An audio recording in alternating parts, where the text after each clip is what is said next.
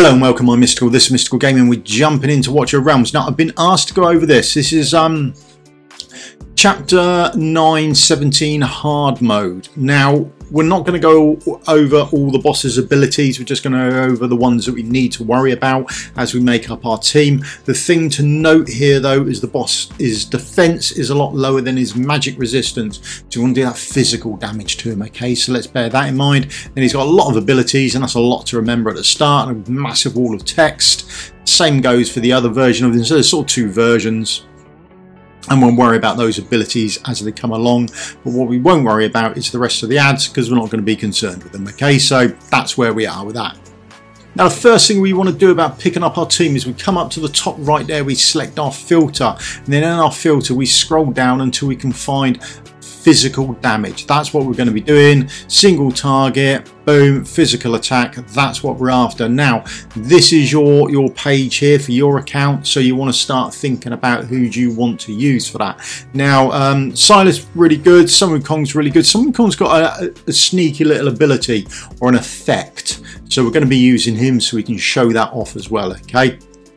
Now, I want to boost up my damage, so I'm going to stick in some lords on there as well, okay? So I'll take that off. I've got my archer lord in there. He's not doing anything. He's just being a lord, and he's providing my lord skill. And then I'm sticking a Toreador down there again. He doesn't do anything. He just provides a lord skill for me, or that boost. I'm going to need a healer as well. Now, the boss does some damage coming out, so my preference is an HP based healer. Otherwise, you've got to build your healers with HP on them. So HP based healer, boom, does one target, okay? So Sadie's a really good option, okay? Halloween you can use if you've built her up enough and she's got enough HP. She'll probably be a good bet, but she's an attack based healer. So you sort of just play around with the healers you've got. Vortex would be fine. Midam would be another good bet as well, okay? But what we want is we want them tanky, because you're going to take a hit or two from the boss, and the boss is going to put some damage out. So realistically, I think you need around the 35 to 45k HP,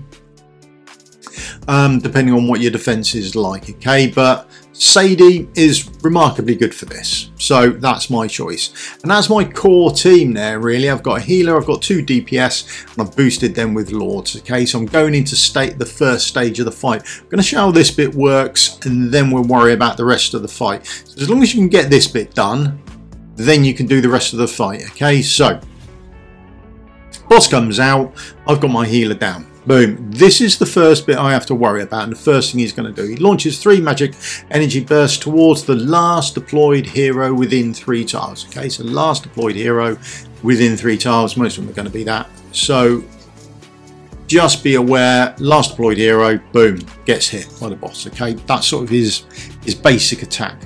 Now, I'm going to place Silas down there, and Silas is now the last deployed hero, so he's going to get the hit from the boss. We'll see the boss, boom, boom, boom. Boss attacks him, that's absolutely fine, no great shakes. And then our healer just heals ourselves back up. Okay, all is going well. Now, I can trigger off Silas's ultimate here without any worries whatsoever. Now, a couple of things are going to happen. Now, we've got that mob that's arriving behind the boss. If we take that out, fantastic. If we don't, it's no great biggie. But I cannot place down my next DPS while that mob is there, because it can then attack the DPS, and it just makes life harder for me. So wait till that mob is either dead or has moved past, okay? That's the first thing we need to worry about, okay? Now, the next thing we need to worry about is here. Energy current. Occasionally, it's not occasionally, it's known. You can see the boss has stepped to the side, he's not facing down towards you, and he's now got a crystal there, and he's now like charging that up, okay? And he's going to deal magic damage to all heroes on the field. We know that's coming. At this point now, this is where I'm going to trigger Sadie's ultimate. Okay, she's going to help me out here, taking that damage, so I trigger her ultimate. He's now dead. I can now place down my next DPS, which is Sun Wukong. There we can see, boom, that energy current going out from the boss. That's his AoE attack. Now the boss is going to start attacking back to the last deployed hero within 3 tiles. Now, that is normally Sun Wukong. But the Sun Wukong has an odd ability. Okay, you can see him, he's not taking any damage, and the boss is doing attacks. Okay, what's actually happening is, if we have a look, his clones are being attacked, which is fantastic. So the boss doesn't distinguish between the actual hero and the clones. Now once the boss is dead, there he goes off and we get all our coins back. Now a couple of things I want to note about this. At no point, as you can see below, did I use Sun Wukong's ultimate. I didn't have to. I took my time killing the boss because I can. And if you can, it makes your life easier. The reason it makes your life easier is because you're building up coins. Coins are very nice to build up. It just helps you in the next round to have a little more coinage. And all these little gains you can give yourself just make it easier for you in the long run. Okay, so if you don't have to use Sun Wukong's ultimate, don't worry about it. If you can use Sun Wukong, it helps out again because the boss is attacking the clones, but don't withdraw your other heroes because the boss is going to withdraw you automatically and give you a 6-second redeployment, as opposed to if you withdraw, it's a full minute or whatever the redeployment time is. Okay, right, so that is phase 1 of the fight done. Oh, it's a 10-second thing, I think it is. Boss does his little jig. Now we're going to have a look at how we pick up our next set or a next part of our team for what we need for phase 2. As long as you can do phase 1, you are all good, and then you can have a look at what you need for phase 2. Okay, just practice, make sure you can do that phase 1, boom, sorted. Right, next thing I'm going to need, I'm going to sort of need a healer. I take a healer because, and in fact I take an HB based healer. I take Vortex because he can take a hit. He can take a hit because he's going to be first down. Now when you place someone down, the boss is going to do exactly the same as you would do. Your attack is ready to go, someone gets placed down, he attacks it. You've then got that attack time before his next attack to place everyone else down. Okay, so there we go, that's what we're planning on. That's why we take Vortex. He's going to take a hit for us. Okay, the next thing we do, right, the boss has this ability, Sublime Twin Star, targets the heroes with the highest and lowest max HP on the field, dealing significant single target true damage to the former being the highest HP, and then AoE true damage to the latter and the latter's adjacent heroes. Okay, so we want to be aware of that, and that's our lowest HP. So we're going to take someone with high HP. Now that is a defender, because defenders have high HP. Now one of the defenders I always like is Baron. Baron goes unyielding. A lot of time for unyielding skill. It's brilliant. He ties in with Torador as well, so that helps him out. Now we need someone with low HP who can take a good hit. Okay, because one of the abilities here is the fact that we've got to do it to 3-star it without anyone dying.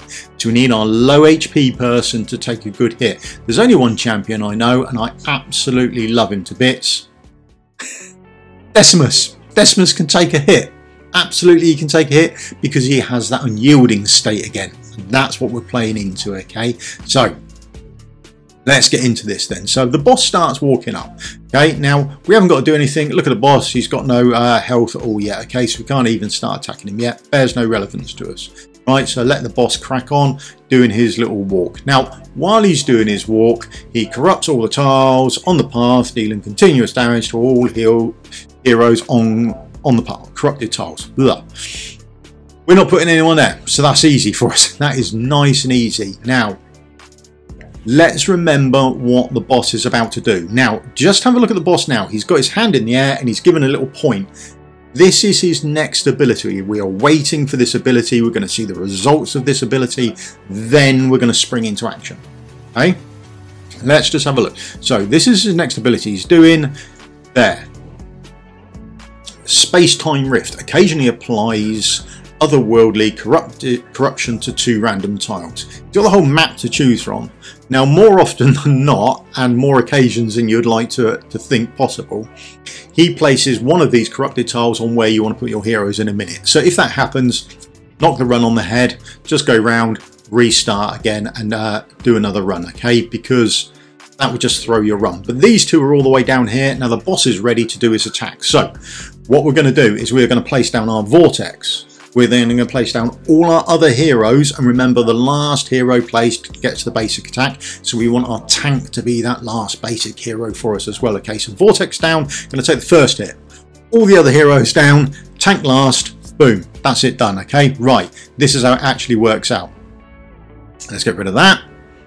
Here we go, Vortex down. We see the boss will then turn and he's going to attack Vortex.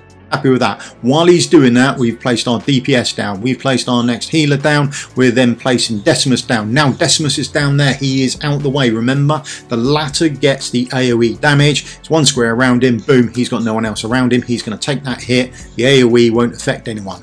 And then lastly, we're placing our tank down. There's our tank. The next hit will be boom, straight onto our tank, okay? And then he'll do some other bits as well. He'll be doing his other hits. Right, so there's the tank goes unyielding. There we see Decimus then took that hit as well. Boom, he's now wiped out. Now remember to 3-star it, no deaths. That means you can't let him sit there. You need to actually pull Decimus off, okay? So we can withdraw Decimus. And then he is ready to go again in 18 seconds. Absolutely fantastic. We can DPS away now, okay? And we know our DPS can take this boss. We've already done that in phase 1.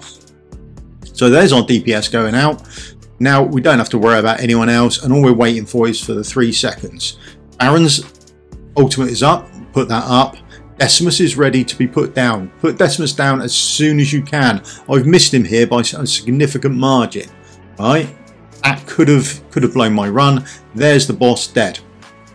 That is it. The boss puts everyone back. Now, we've then got the last part of the boss. Now remember, I think you've got 2 more extra spaces. If you need extra people to bring along, bring them along, but you probably don't, okay? The boss is going to give himself a shield.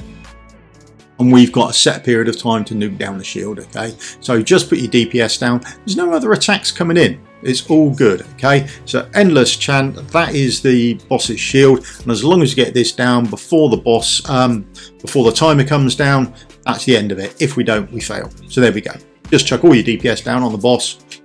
Job done, okay? And that's it. That's it done. 3-starred. Remember, that bottom one there, clear the stage with no hero killed. Decimus, godsend for you, okay? Decimus will absolutely do that for you. He will be, just make sure he is your lowest HP. There's Silas's gear, there's his artifact, he's in IR as per normal, and that was his stats. Next one going through, Sadie, she's in, boom, this is her gear here. That's her health and stuff there, if that's an interest for her. Her HP based healer, heals all eyes in range, absolutely fantastic. Hopefully she'll get that range extension one day as well. I've had to swap over her artifact, I think that worked better than her actual one. Vortex is in the normal Vortex build, so we've got HP, we've got speed, then we've got HP again. That's how I build my Vortex. Awakenings, he's an epic, so all Awakenings are going to be done on him. Sun Wukong, my Sun Wukong is A5. Now, he is in Soulbound Arcana because normally I have him running in longer fights.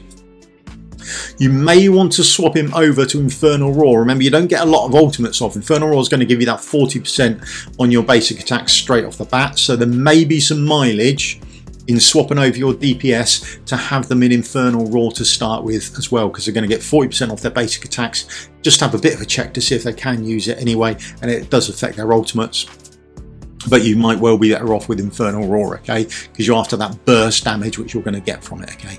So just something you might want to think about going forward. That's his stats there. That's his gear. Soulbound Arcana, like we say, we're not getting those 5 stacks up, okay? Artifact, up to stage 19. Awakenings, got all his Awakenings done. And then there's Baron. He's an epic, so his Awakenings will all be done. But he's in some pretty grim Guardian set. It's HP, main stat, and then I'm worried about the rest of it. Boom, Guardian set. Artifact, there you go, stick on what you like. And that is the run pretty much done. Oh, you've got 3 extra spaces if you want some extra people, okay? So just remember, if you're placing people down, have a little think. Maybe you want a healer and a tank, or you want to place it down a DPS and then a healer, or a DPS and then a tank within a healer's range. That sort of thing, just have a little think. Last person down is going to get that basic attack, okay? Just something going forward for you to think about. That's it done. If you've got any questions or any strats that you've used, put them in the comments below. Thank you very much for your time. Give me the old thumbs up, like and subscribe, share the video out amongst you, it'll help me out, and I'll see you all in a video again soon. Cheers, goodbye.